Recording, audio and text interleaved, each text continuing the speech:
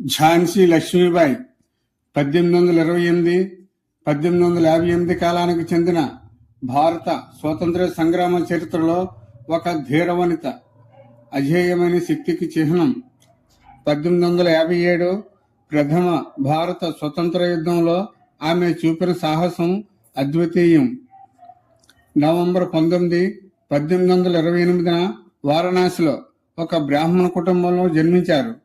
ఆమె అసలు పేరు మణికర్ణిక తాంబే, ముద్దు పేరు మను. చిన్నతనంలోనే కత్తిసాము, గుర్రపు స్వారీ, మల్ల యుద్ధం వంటి యుద్ధ కళల్లో శిక్షణ పొందారు.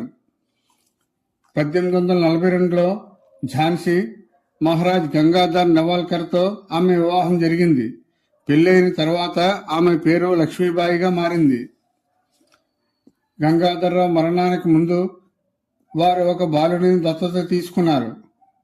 అప్పటి బ్రిటిష్ గవర్నర్ జనరల్ డల్హౌసీ దత్తపుత్రుని వారసుడిగా గుర్తించడానికి నిరాకరించి ఝాన్సీ రాజ్యాన్ని బ్రిటిష్ సామ్రాజ్యంలో విలీనం చేయాలని ప్రయత్నించారు.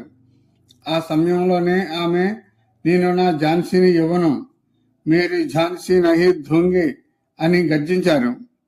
బ్రిటిష్ వారు ఝాన్సీ కోటను ముట్టడించినప్పుడు ఆమె తన దత్తత పుత్రుడిని వీపున కట్టుకొని గుర్రంపై కోట గోడపై నుండి దూకి తప్పించుకున్నారు. ఆమె తాంతియా తోపే వంటి ఇతర విప్లవకారులతో కలిసి తిరిగి గ్వాలియర్ను కైవసం చేసుకున్నారు.